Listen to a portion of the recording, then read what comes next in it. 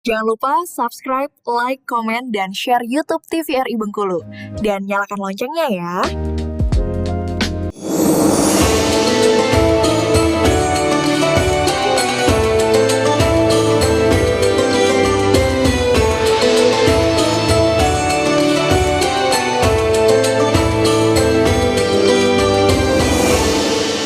Terima kasih pemirsa masih setia bersama kami di Mutiara Kolbu. Pada hari ini kita masih membahas mengenai kunci tenang rumah tangga bersama dengan Ustadz Ahmad Farhan dan ibu-ibu dari Majelis Taklim An-Naba dan Majelis Taklim Miftahul Jannah Surabaya.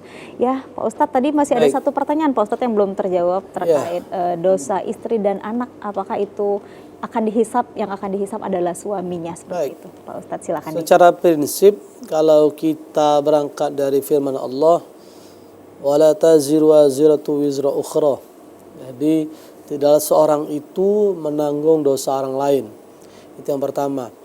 Bahwa wa an laisa insan illa ma sa'ah, dan tidak manusia itu mendapatkan sesuai apa yang dia lakukan.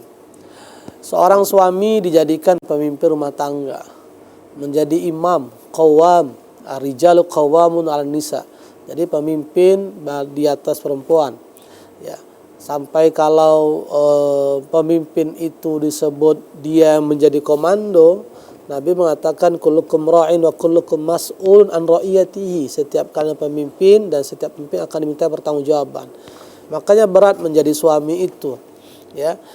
Dia punya kewajiban menafkahi, dia punya kewajiban untuk mengkondisikan rumah tangganya agar tetap on the track.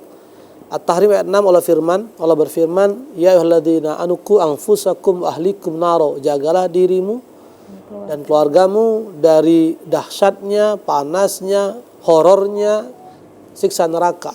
Ya. Sekarang saja 29 derajat Celcius di Bengkulu sudah panas. Nah, ya, panas.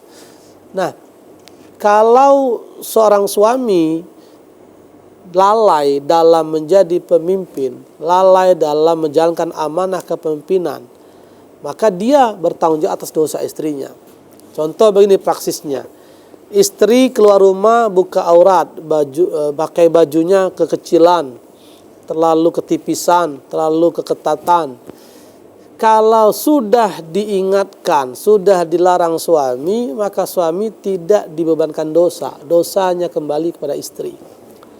Tapi kalau suami yang support, malah dia belikan, dia ngasih duit COD lama, cot lama, pokoknya ngiko, dibayarkan, dipakai keluar, dipakai ke pesta, dipakai kemana-mana, suami akan diminta pertanggungjawaban.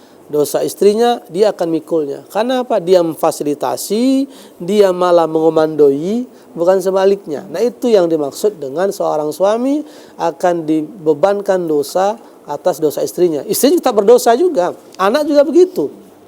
Kita orang tua tidak akan dimintai pertanggungjawaban kalau sudah kita menyampaikan, mengingatkan, membuat regulasi. Sejak kecil kita edukasi, nak sholat, umur 7 tahun kata Nabi, muru alaikum sholat, perintahkan anak ustaz wa abnu ibnu tabi'ina sana, ketika dia berusia 7 tahun.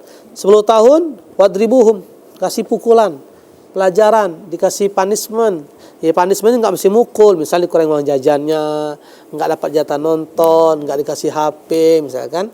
Karena kondisi anak itu kan dengan zaman-zamannya tentu harus fleksibel bagaimana memberikan punishmentnya. Kalau sudah 10 tahun, mereka sudah remaja, sudah dewasa, orang tua sudah mengantarkan sampai ke gerbang pernikahan, sudah memilihkan atau sekedar memberikan pertimbangan, lalu menjadilah pasangan sah anak kita menjadi rumah tangga, lepas orang tua tanggung jawab, nggak ada tanggung jawab orang tua.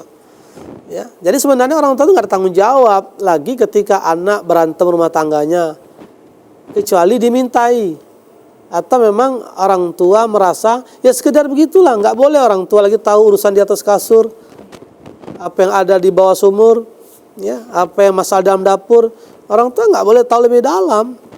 Makanya kita nggak bisa lagi memaksakan anak kita sudah menikah. Nah, kita akan berdosa kalau dari awal memang tidak, ya, tidak memberikan jalan yang benar, tidak menghantarkan kerjaan yang baik, bahkan kita yang mengkondisikan mereka dalam keburukan. Maaf, anak masuk sekolah, kita lihat pintu belakang, kita siapkan uang, ya kita bermasalah orang tua. Ya, Jangan kemudian berharap lebih anak kita akan sakinah rumah tangganya. Kalau sebenarnya kita support dengan cara yang salah. Ya, saking sayang dengan cucung, cek itu juga nak kerja dicarikan kerja, tidak dapat, pakai duit lagi dari belakang. Jangan berharap akan tenang. Salah itu sudah kondisinya.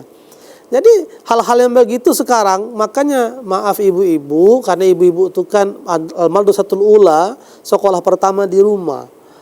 Jadi anak suami itu kan ya adalah keterpengaruhan dan adalah peran ibu di situ. Ketenangan itu akan muncul, ya. Nah, kalau suami ini kan kodrat laki-laki itu dalam pernikahan itu selain untuk membangun rumah tangga adalah menyalurkan syahwatnya secara halal. Makanya itu menikah itu kan. Kalau perempuan kan enggak. Ya, kalau laki-laki cukup begitu walaupun apa sepanjang itu terpenuhi kodratnya. Karena salah satu tanda dalam beriman itu kan adalah yang menjaga kehormatannya kecuali kepada pasangan sahnya illa ala azwajihim. Nah, itu seorang suami itu. Nah, sehingga tidak sulit membuat tenang seorang suami di rumah itu. Tapi agak berat membuat tenang seorang istri. Karena memang pitanya begitu. Dia mau ngemol, mau ngemil, kalau nggak cukup dia ngomel kan. Itu kodratnya kan begitu perempuan. Jadi suami ya mesti paham juga.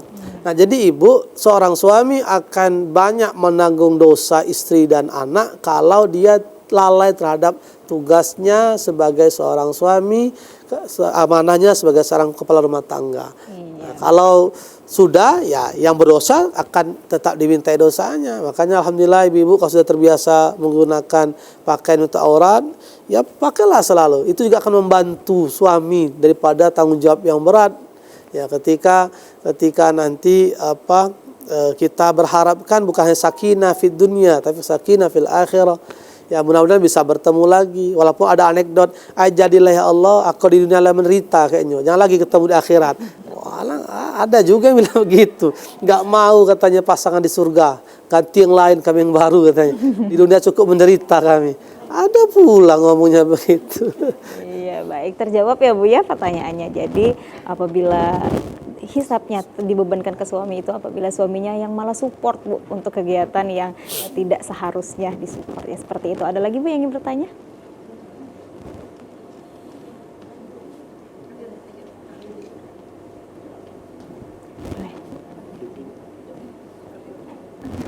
Mati lagi ya?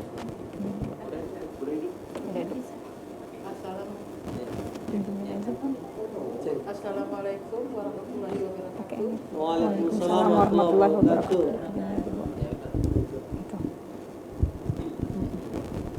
Perkenalkan saya Desri dari Majelis Taklim Miftahul Jannah. Pertanyaan saya seperti ini Pak Ustadz, bagaimana dalam pandangan Islam jika seorang suami itu istilah sekarang patriarki yang tidak mau dibantah apa-apa itu yang benar itu perempuan hanya menurut saja. Sementara zaman sekarang kan perempuan sudah banyak yang bisa seperti ini pengajian atau belajar dari mana. Tidak semuanya kan yang di pandangan suami itu benar walaupun dia seorang yang paham agama. Jadi bagaimana sebenarnya sikap sebaiknya sebagai seorang perempuan jika suaminya yang seperti kata saya tadi tidak mau dibantah atau kalau istilah sekarang patriarki sekali. Iya. Itu saja Pak Ustadz. Wassalamualaikum warahmatullahi wabarakatuh. Waalaikumsalam warahmatullahi wabarakatuh. Pak Ustadz, nanti jawabannya setelah jeda iklan. Baik, pemirsa TVRI Bengkulu, Mutiara Kolbu masih akan kembali setelah iklan berikut ini. Tetaplah bersama kami.